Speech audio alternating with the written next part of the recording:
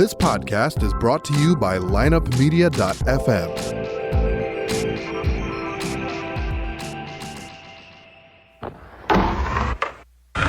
Because if you can tell me what your habits are, I can tell you what sort of a person you are. I can tell you what your future looks like.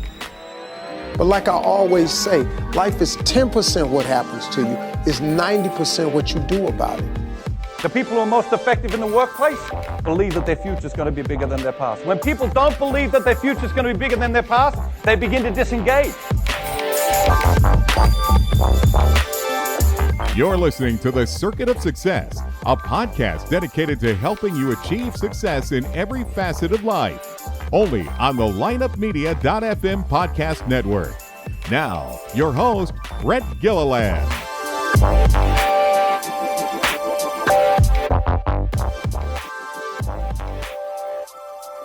Welcome to the Circuit of Success. I'm your host, Brett Gilliland. Today, I've got former Navy SEAL Eric Davis. Eric, how we doing, man? I'm doing great. Glad to be on the show. Thank you. Awesome. Well, you're in New York. You're a California guy, but you're in New York right now talking to us, right? Yeah, absolutely. Out here to get ready to launch a second book. Not launch a second book, actually start the writing of the second book. Out here to meet with publishers and some of the media folks to get ready. Awesome. Well, that's good. Yeah, your first book, Raising Men, Lessons Navy SEALs Learn from Their Training and Taught to Their Sons. Man, that's pretty awesome. How many kids you have? 4 kids, but only one of them's a boy, so everyone else is pretty bitter. I told them, I'm like, hey, I got 3 girls, man. I we should be writing about this, but they're like, the market's just not there for you yet, buddy. So that's fine. Well, I've got 4 boys, so I'm your perfect candidate, man. Oh man, yeah, that's if you have time to read. But yes, indeed. Yes. Yeah, I'm a reader. I'm a reader for sure. So I'll be picking this book up as soon as we're done. I'll be going to Amazon, I'm sure, and checking it out. So, but man, for those people that don't know who Eric Davis is, why don't you give us a little lay of the land on what's made you the man you are today, Eric, and, you know, kind of climbing the ropes, becoming a Navy SEAL and doing the things you're doing today. So I'd ask you, want the long version or the medium version of that yeah, story? we'll do the medium. We'll do the medium and see where it goes. Okay. So medium goes like this. So my father was captain of the sheriff's department where I grew up. All I ever wanted to be was just like him. That was my whole purpose in life when I was young. About 14, 15, he got sick. He ended up in nursing homes for a couple decades. How I describe it, I was like too young to be without a father, but just old enough to know, like, man, I still really need one. Like, I need leadership, I need guidance. So I thought I did what I would think was the only natural thing to do. I joined the SEAL, or joined the Navy to become a SEAL. And I thought, boy, that would be where I'd, learn how to grow up and to lead and to become a man and all of that stuff. So keeping in the theme of a medium-sized story, I had a color vision deficiency. So I ended up going straight to the SEAL teams, ended up becoming a medic. I was a Marine reconnaissance medic. So I went to their special operations for a while, finally passed the color vision test. So I wasn't colorblind, just color deficient. I don't see red or green as well as other people do, but I can see those things. Anyway, finally transitioned into the SEAL teams about my 6th year in the Navy. I spent 10 years in the teams, 5 of which were spent as a sniper instructor, which is an odd amount of time to spend as an instructor. But it was just a time in my life where I just thought, man, I wonder how good I can get at training men, training human beings. So I started studying with Olympic gold medalists. I'd read books at night. I just totally dove in, and I got really, really good at it. Became a really, really effective trainer and coach. So they kept asking myself to stay. Myself and my buddy Brandon Webb, we both stayed there 5 years, and we dove in to training. Next step after that was 2008. I left the military and I went to one of the largest financial firms in California and said, hey, training a sales team is no different than training a SEAL sniper team. And they bought it. They're like, yeah, I get that. I explained to them the fundamentals of performance.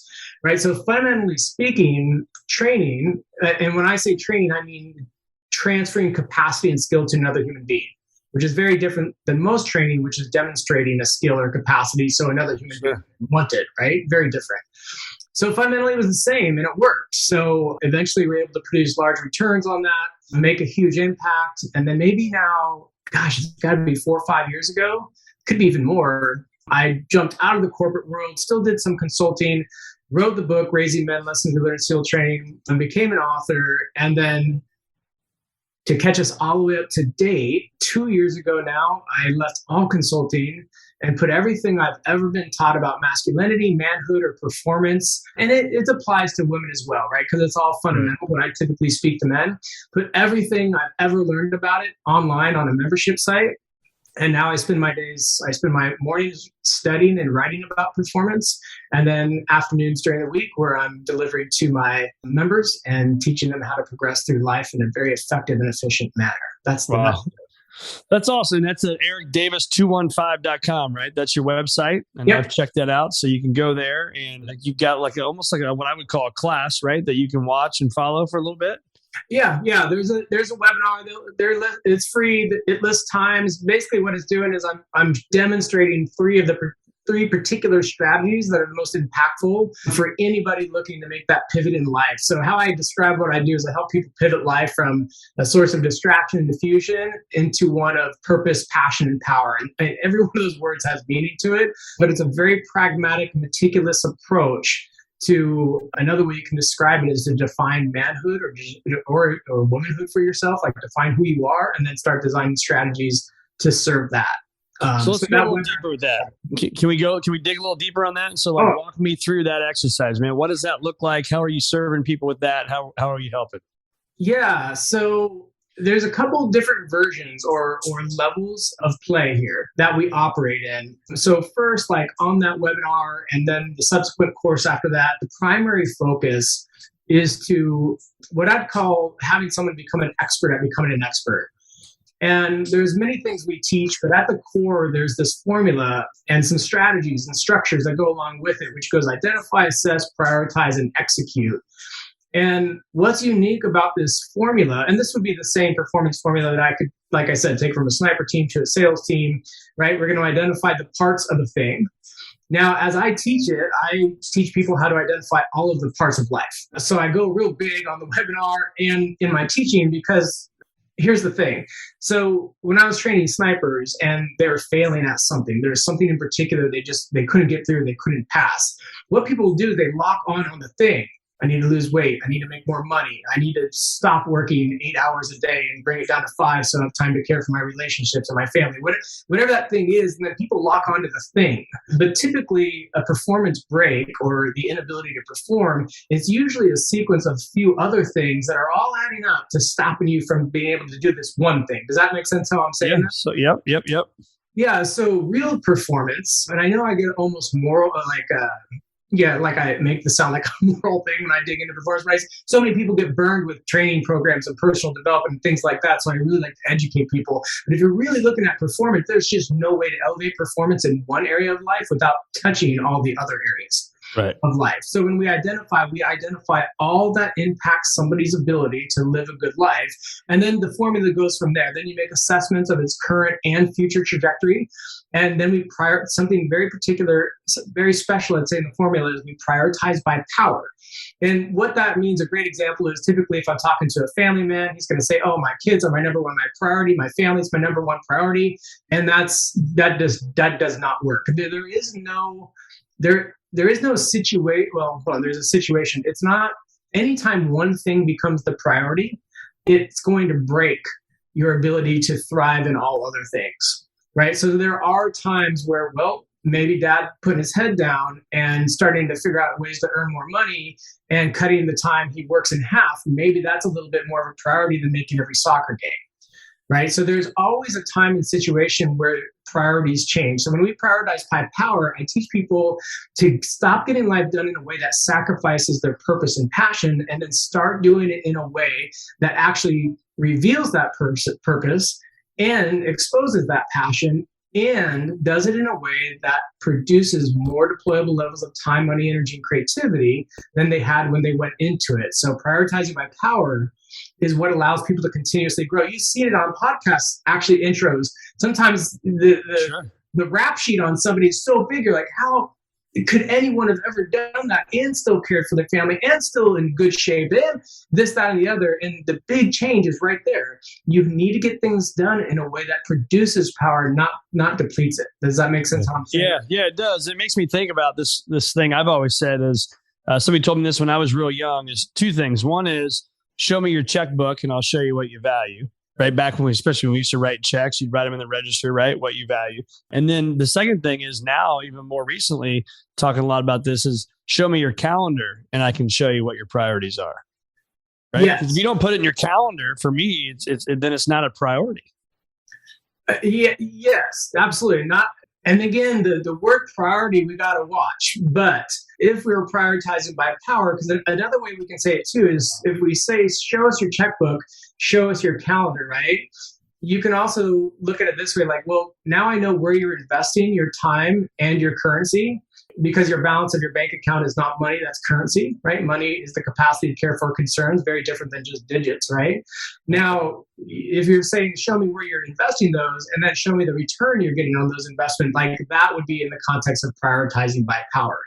And all that is, it's not about making one thing more important. It's kind of like worrying in order. It's like doing things in a sequence, again, that continuously blows up and gives you that energy or gives you that power to continuously care for things in life.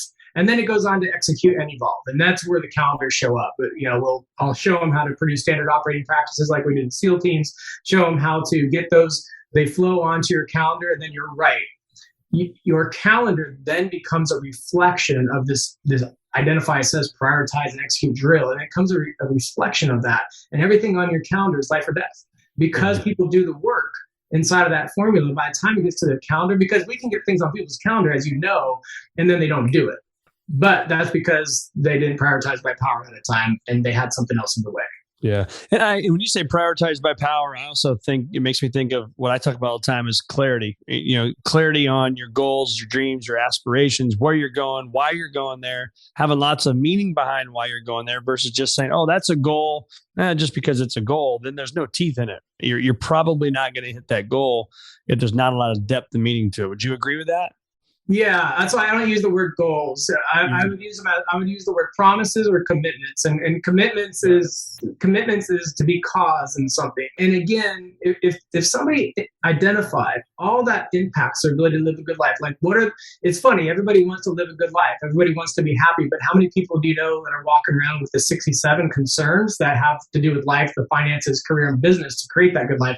Most people don't study life this way. Right. So yes. Yeah, absolutely. The identification is key, what you're going to be committed to. So you talk about this in your book, Raising Men, Lessons Navy SEALs Learn from Their Training and Taught to Their Sons. So again, that's the book. You can find it on Amazon, anywhere else. I'm assuming you can get any books, probably on your website as well. But talk to us about what are some of those lessons, man? What are we as parents? I've got 4 boys, like I said. What do I need to be learning to be even a better dad that I try to be each day? Got it. So yeah, I'll loop a little bit back into what I did, that formula I was talking about. So there are 2 particular things I would say, and how I'd say it is like this. So if, when some male does something violent and idiotic, sometimes the news will contact me to come talk about men and masculinity, right? Yeah. And they'll ask me, like, well, what's the problem? And I say, well, here's the problem. There's basically one definition of masculinity that's floating around. It has a lot to do with aggression and violence. And there's a couple problems with that. One, that's antiquated, that doesn't work anymore. Like the idea of even raising our voice or laying hands on someone or anything like that in this day and age is just ridiculous. It doesn't work, and that's not the environment. We're not like cavemen anymore. That's not the environment we live in, which a lot of people don't love hear this, or they love hearing it come from a SEAL, or they hate it. It's one way. Yeah, one way or the other. And the other problem is it's a one size fits all, and that's because of marketing. And I get that. I market with it as well. I understand it as well. But because of marketing, all men really have is this one antiquated, ultra aggressive, male dominating version of masculinity to follow. Yeah. Right. And it doesn't work because now we're breeding differently. We used to breed just to fight and hunt, and that was great. But because of eugenics, we're now different people. We're more creative. Even the SEAL team, special operations, intelligence networks, that all went Renaissance. There's a lot of art, science, philosophy inside of all that. So those are the 2 biggest things. And I would say that whole process I was talking about, it allows any man, right, to define what masculinity is for him. right? And that to me is the core of manhood. Like, okay, well, define, well, what is being a man? What are all the parts of living a good life? And then you need to calculate the capacity required to do so. It's not about just willy-nilly following your dreams. You know what I mean? That's another marketing thing as well. Like, well, no, we have to make real money today to pay the bills. We have to make real money today to save for our 60-year-old self when the time comes we can no longer work, because that season of unemployment is coming. You can't just work till you're dead. That's not possible, right? Because we'll get sick, we'll slow down, like we'll suffer and we'll die. So calculating the capacity required to do so, and then identifying the conventional and unconventional strategies and tactics required to produce that capacity in a way that gives you the space and time to care for those parts which you determined was your obligation or commitment as a man. So that would be how I would define that. So talk more about that too. So it sounds like it's very much of a plan, and you guys are very there's plan B, plan C, plan G, plan A, right? All these different plans. But what about just your instincts too? Like being a parent, right? It's bedtime. It's been a long day, and it's like, just go to bed. And to your point, we're not touching, screaming, all that kind of stuff. But you can, as a dad. Maybe I'll be transparent. Maybe I'm the only one on here that's listening that does it. But you do get a little frustrated at night sometimes. And sometimes I do yell at the kids. It's like, just go to bed. Like, how do you slow down enough and be in the moment? And when you do it, you're wrong. But how do you do that and then kind of stay in that moment and not go to that anger part?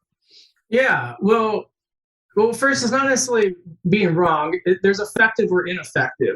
So if we can't take the morality of it, if we do yell at our kids or do something, we'd be like, well, was that effective or ineffective? And the only way we can know that is if we have intentions. Yeah. So first, we'd have to have what our intentions are as a parent. And then we have to recognize, like if I use a martial arts example like jiu-jitsu, if my intention is to take an attacker and subdue him or her peacefully without injuring them or myself, right? If that's my intention, well, my instincts or my intuition is not going to make that happen. You know what I mean? If you ever watched anyone learn to fight or train in martial arts, when you first get there and someone throws a punch, it's your instincts and intuition are not designed to care for those intentions. So it takes training. So then if I go back to that formula, identify, assess, prioritize, and execute, well, when we identify, we set our intentions. And then when we execute and evolve, those are the standard operating practices that we're continuously tweaking until they produce the intentions. Does that make sense? So when people say trust their gut or anything like that, what they're trusting is all of the marketplace noise, all of the conversations around them, all of the media, all of the news, because when people think their gut or their intuition is their own, that's when things get really scary and dangerous, right? Yeah. So you can't trust your gut or your intuition unless you've intentionally set intentions for it, and you've trained as such to where your intuition now has you be in the actions that produce your intentions. Yeah. But again, I think it still go back to that sounds awesome. I 100% agree with you. But so I'm trying to play devil's advocate on here, right? And so sure. When we do that, though, what about in that moment, right? In the heat of the battle, whether you're at war, whether you're at work, or whether you're trying to put whoever, whatever age your kids are to bed, how do you stay in that moment though and not get so pissed off if things aren't going as you want them to go? Yeah. So first is to recognize where that anger or frustration is coming from. And that's probably what we're talking about is anger, right?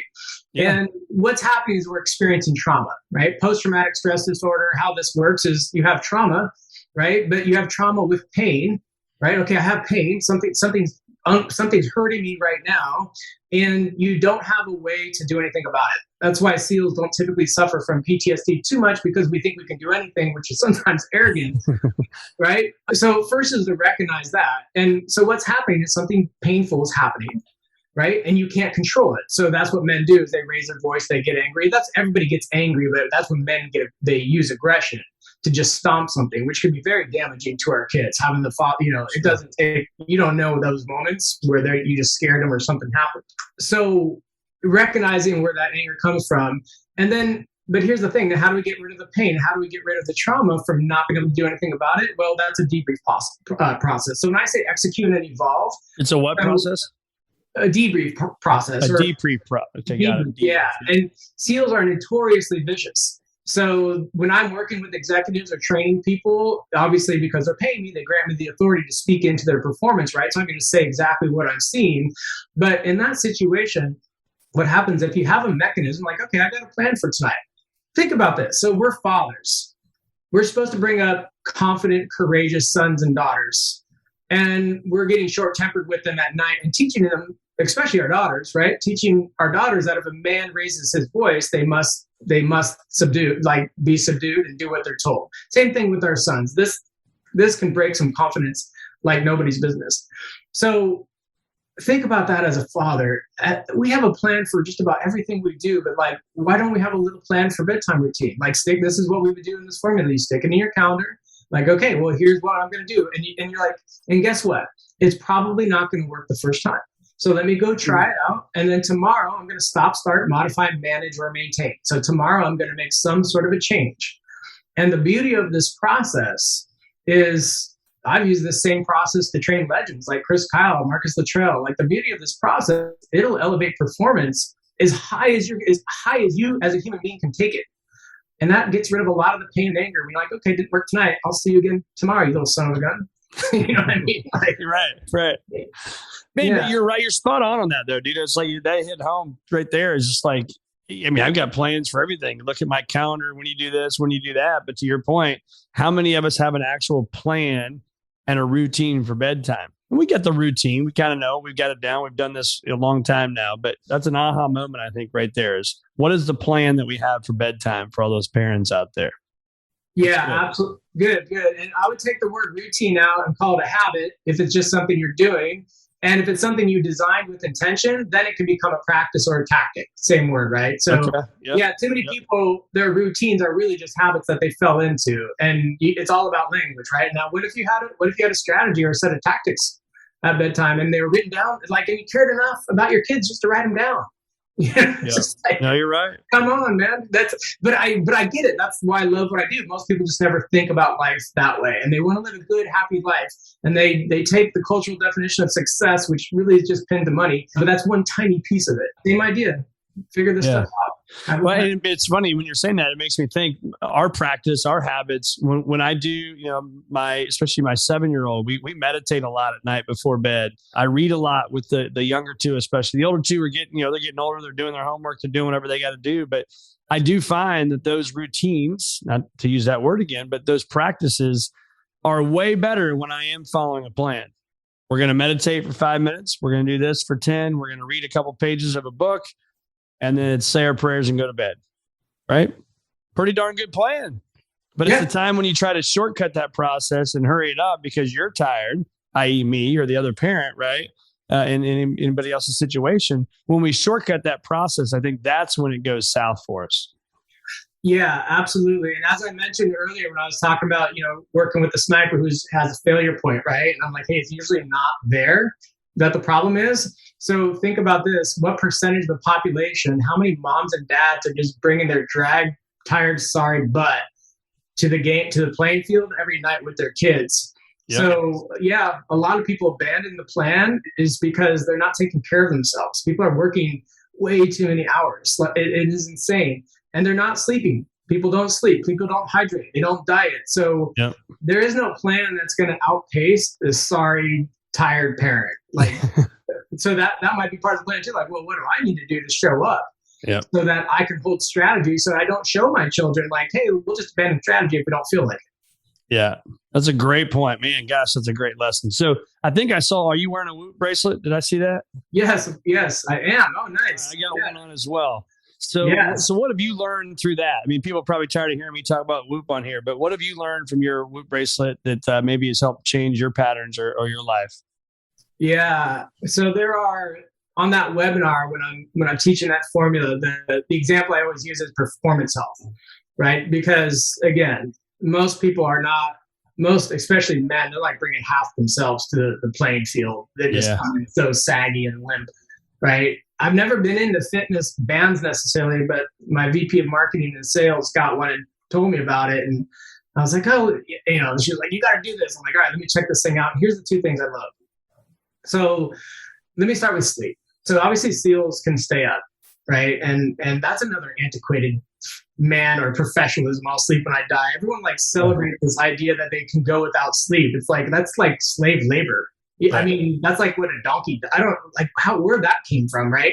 Like, that's ridiculous. We live in the most competitive, dynamic, technologically driven marketplace that this planet has ever seen. Like, we are not compensated by our ability to like labor all day. It's from creativity and strategy and thinking. And to do that, we need our brain. So we need sleep. And so that was the biggest thing about the Whoop band. It tells me. So it turns out it takes me 9 hours and 15 minutes to sleep 8 hours. And when I sleep 8 hours, I have 100% sleep. And when I have 100, I'm not smart enough to be a writer. I'm just not that guy. So for me, I can really tell if I haven't slept. So I really notice my cognitive performance based off my sleep. But the other thing the Whoop band does is it gives you, as you know, it'll tell you like, well, here's how much your recovery, and here's how much, it's like a graph, right? And here's how much you should work out to get optimal. You get your optimal workout. And what I found is if I don't hit that, what they call it, strength, the strain, I don't sleep well at night. So if I hit that strain, so my workouts, the intention is so that I'll sleep well. And then of course that gives me the body and everything anyone wants about working out.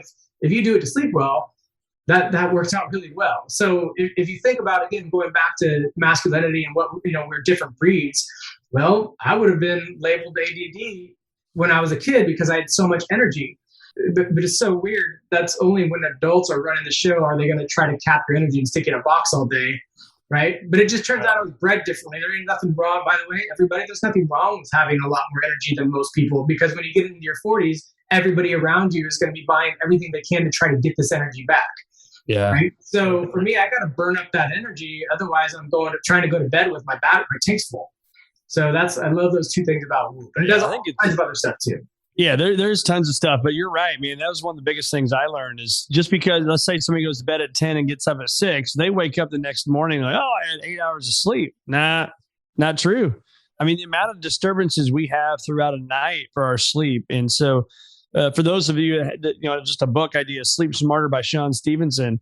I mean, what we learn about sleep and how it does for our body, but for our minds and the way our moods are, I mean, and depression, anxiety, I mean, all the things that people struggle with in this great country, sleep is one of the biggest things, right? We have sleep, we can have some water, we can have some movement, like exercise.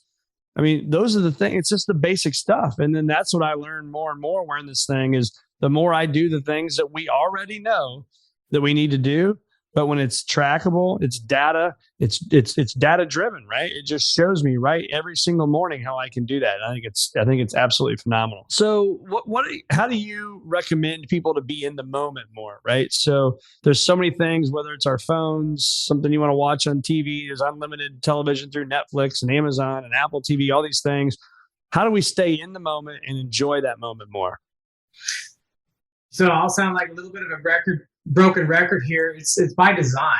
So again, I'm going to use that formula again. If you identify all that really impacts your ability to live a good life, and then you go through the drill and you're like, okay, it's all the way down onto my calendar now. Like, I now have a set of strategies and practices that, should I execute, will produce a good life. And by the way, if I don't, I will suffer and die. So I'm not talking about airy-fairy stuff. I'm not talking about extraordinary anything. I'm just talking about life itself, right? And then being in the moment is part of that. So one of the things I teach on that webinar is our flow states. And there's like physical flow states, right? And then I'll refer to something called strategic flow. And if you think about it, if your day is designed correctly, and again, you don't design it once and just hope it works. You have to kind of modify this. It takes a little time to do so. But if your day is designed correctly, you're always in the moment, because anything that shows up, there's a quote unquote bucket out in the future, in the near future, that allows you to care for it. And when you're operating with this kind of set of structures and strategies, you're always capturing things like that. Oh, breakdown, it distracted me. Now I got to go deal with it. Like, great, the debrief process happens. And then you go and figure out a set of practices to care for that thing. Yeah. Let's continue with this along that stage, as you've worked with some of the best. You name dropped some of them earlier, which they're phenomenal people, and you've helped so many people in the SEALs. And one, we just are very thankful and respect your service to our great country. So thank you for that. But when you're working with those people, what have you learned that the best have done differently than the rest of us?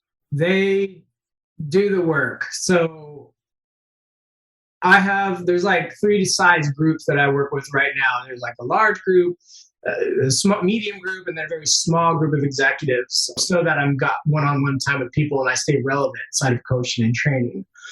And if they find, so I do accept the reason people come into like training programs and things like I do, then they don't do the work is, and like, I get it, because we've been conditioned that even if we do the work, it doesn't really matter. Right. Mm-hmm. So this is all, I'm not saying I'm the only entity that does this, but I'm a entity that does it this way. But this is all first and foremost about making sure that you are engaged, right, in something with proven history, like somebody has proven their ability to produce performance in another human being.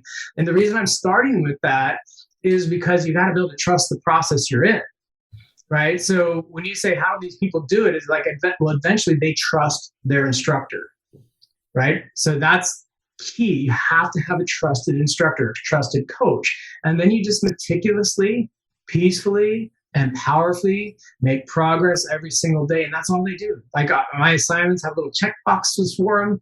They slap it in their document, and they just work through those things step by step. And they allow the process to do its work. Yeah.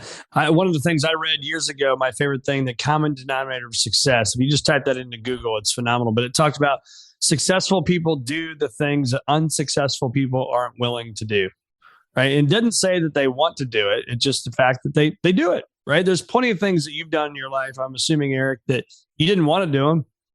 You didn't want to do all the crap you had to do at Bud's training, did you? But you did it. Right. Yeah, there's definitely times I'm going to speak into that if I can. So here's the thing. So this is the performance formula right here. So we over-index. So yes, to what you're saying, I'm going to add something to it. Hopefully in a very, I want to blend in with that. Especially men, we think it's about mental toughness and discipline. I get that all the time because I'm a SEAL. Hey, teach me how to work out. Teach me mental toughness. Teach me discipline. And if success, now it depends if our definition of success. So for me, success is a matter of fulfilled intentions. Now, if somebody intended to spend a lifetime doing a whole bunch of things they didn't want to do, that would be successful, right? But I don't want to do that. I don't want to wake up and have to do a whole bunch of things I don't want to do for a couple of reasons. One, discipline is like a muscle. By the end of the day, if we don't sleep or we're tired, like we lose our diet discipline, our workout discipline, our be patient and work through the strategy, our bedtime routine discipline, whatever it is, it all goes out the window. So everybody over-index on this thing called discipline. And now discipline is necessary. It's just not as big of a deal as people think. And it's not the only thing. And how I described it, like I described it like this, if someone's shooting, if you're standing up and you're shooting at a distant target, and you're holding your gun up, right? Discipline is your muscle to hold that gun up. Now, if I kept you there and said, hey, you need to stay on target. If you come off target, you're going to have problems. You're not going to fulfill an intention. You're not going to fulfill an objective. What would eventually happen to you if you're holding this gun? You'd get tired and lose the target, probably. Yeah, you get tired and lose the target, right? So when it comes to discipline, a way I like to teach it is discipline helps us start new things that we maybe not want to do and at the beginning. But we have to backfill that with desire. So I trained my own Belgian Malinois, an attack dog. Got it from Mike Ritland, Team Dog. I don't know if you've ever heard of him. No. Yeah, right out of his pipeline. We went to Buds together. Really cool guy. And so I learned behavior science. And the old school way of dog training was choke chains and yanking them and smacking them, and you were going to force a dog to do what you wanted the dog to do. But that's not the most effective way. I don't even want to say the new way. I'm going to say the effective way is to change what the dog desires to do. So my day, I'm about 90. I do this calculation with people sometimes, like how much of your day is exactly your fire, your passion, what you want to do. And people are pretty low typically. And I would honestly say my day's got to be like averages 95%. Most of the time it's like 99% to even 100. But there's times in the year where I'm like, oh crap, something's off. Something needs to be changed. And I got to go do this thing. So can I interrupt real quick on that? Yeah, absolutely. Wouldn't you agree, though, that that's that way because of your experience, though? Like when you were starting out, what I mean by that is, because I agree with that. Like my calendar now, my goal is to look at my calendar and be excited for 90, 95% of the stuff that's on there, right? That's how I've tried to create my life now. But when I was 15, 20 years ago, trying to build my business and trying to build a financial planning firm and do all these things, I still had to do the things I didn't want to do. I didn't have the luxury then that I have now, right? Would you agree with that? I would say it's not a luxury though. That would be, and hey, for everybody, this is not the hey, we get to do what we want to do game for sure. So I am with you that. Right. That's not what I'm saying. But what I am saying is you, by design, now you might not have been intentional from the get-go, and that's why it takes 10, 15 years, right? So we can do it a lot quicker. But when I went in the financial planning world, everybody had this story like, oh, it took me 10 years before I had this life and was successful. And I'm like, great, people don't have 10 years, so let me study what you do and figure out how to do this in 10 months. Right. So it's the same idea there. So anyone who's successful, everything I'm talking about is fundamental, right? So if you're successful, living a good life, fundamentally speaking, you would have had to do all of these things. I'm just labeling them and teaching them pragmatically. So yeah, but if you do it by design, it'll go much quicker. So then, and it's also easier to do things you don't want to do. So a lot of people are like, oh man, I hate working out, whatever it is. Like, great, yeah, I got it. So we need to, first and foremost, the first thing we need to do is make sure that you want to come back and work out tomorrow. And if I tell them that's the goal, then this thing they hate doing is not that bad. Like, hey, think about this like a set of uncomfortable braces. All of these structures and systems, by the way, this identify, assess, prioritize, execute, roles, responsibilities, standard operating practices, the calendar, I describe these as braces to people. Like what we're doing is we're converting your intuition so that you go from waking up and having to do a whole bunch of things you don't want to do. And what we're doing is we're converting that to waking up and feeling like doing what you ought to do to care for all of the things that you said matter to you to live a good life. Yep. That's what we're doing here. And doing it quickly. Yeah. So what advice would you give Eric Davis of 10 years ago, 10, 12 years ago? If you could go back, look that dude in the eye and say, Eric, listen up, buddy. What advice are you going to give yourself? I would, that's the thing. I didn't kind of develop this formula until after, you know what I mean? It's looking back and like, hey, what? Right. It's like that. I was a point man in teams, right? So that was my job, was to go out and go the wrong way. And then just come and show like, oh, here's the way, I finally found it. So it would be that process. I kid you not, I'm not saying that. I live this process. I have a successful business because of this process. I wake up on fire to do what I want to do. I discovered my passion because of this process. It's because it's just so there. And that's what I would have told myself to do. Like pragmatically identify this stuff, Eric, make assessments, prioritize my power, and then meticulously execute, but do it in a way that continuously has you growing and has you enjoying what you do. Yeah, that's it. So you'd be your first client. I am and I am. You're living it. Yeah, I'm not one of those guys that's like, oh, hey, look at this life. Hey, look at me. Most of the BS like out there. I'm that guy like, hey, I got hurt hard. I pivoted full career pivots with 2 houses in South Orange County, 4 kids. And I've done that about 4 times now. And I'm like, hey, don't do it like I did. Do it like I would have done having known what I know now. And learn from the experience. What do you wish you had more time to do right now? What are some of your passions that you wish you had more time to spend on? You're doing them. I'm doing them. That's what I do every day. My calendar is, so I identified my purpose, right? Which is to live a good life and lead others to do the same. And I can go deeper into that, but I identified my purpose.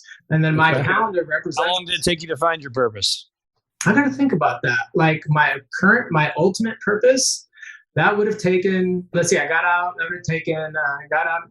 18, I would say 18 years. It wasn't until about 2008 when I left and I started to train. The only thing I'd say that is I was always in an interim purpose.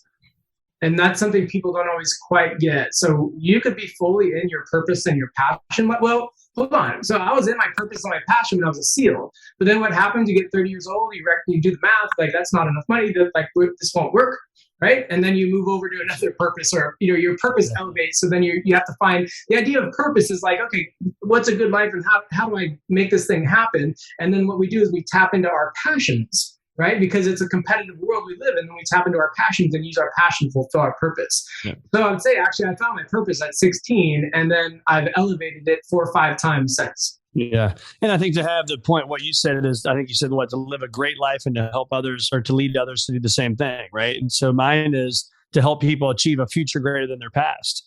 Not that their past is bad, but let's continually get better in what we're doing and have a great future. And it took me a while to figure that out as well. I think I was living in that purpose, doing what I've done for 20 plus years now.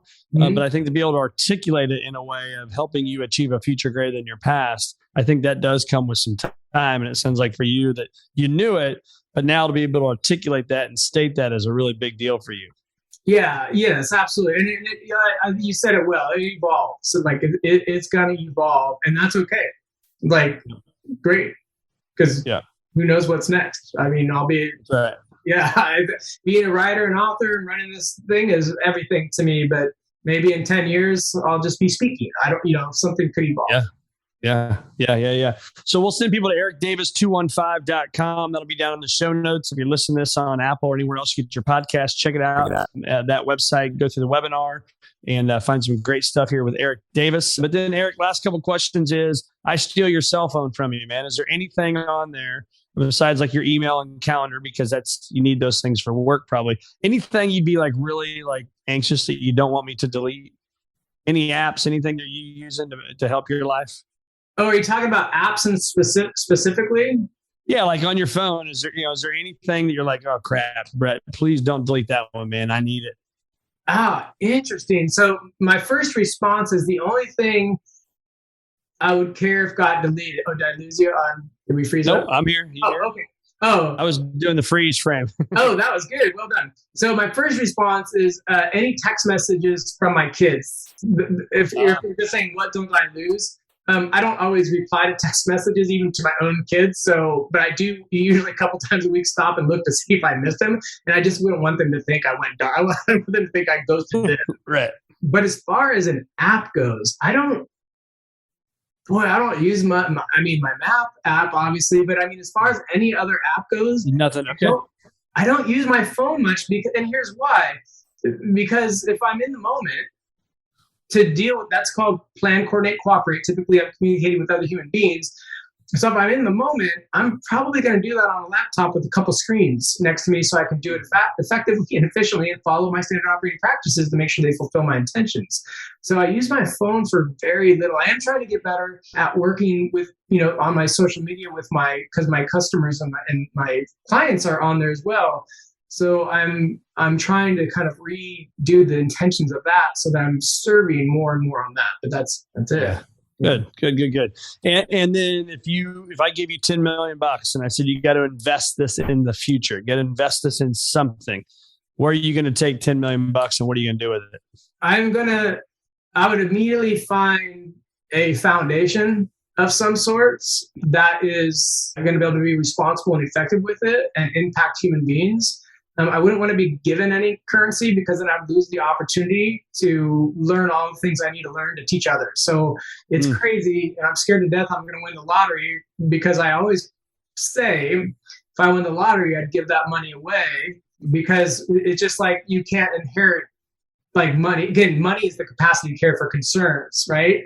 You can only get currency, but then that's like lifting someone up and over an obstacle course. They don't get tough, they don't get the skills, they don't have those lessons learned. So great. That's a good answer, man. I've never had that answer before. That's a good one. I like that. You can give it away because you're not going to get your experiences by having all that money and not doing something. Yeah. What would I teach? What would I teach my members? I wouldn't be able to teach them because without money, again, which is the capacity to care for concerns, I'm not talking about like Lamborghinis. And I'm like, well, you need to know how to make it. And if you don't learn how to make it and someone just tries to give it to you, you're not going to know how to care for it. That's why lottery winners end up broke. Yep. Well, it's been great, Eric. Again, ericdavis215.com. We will send them to your website, and that's kind of the click through. They can find everything else, books, social media, and everything else on there, right? Absolutely. Yeah. Awesome, man. Well, it's been great having you on the Circuit of Success, and I really enjoyed our time together today. Absolutely. Yeah, me as well. Thank you so much. Yeah. Thank you. Great time.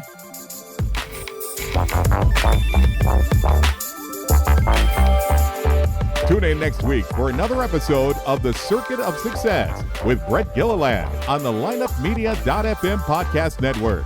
Subscribe to the show on iTunes, Google Play, Stitcher, and through our website, circuitofsuccess.com. Follow us on Facebook and Twitter and email any questions to info@circuitofsuccess.com.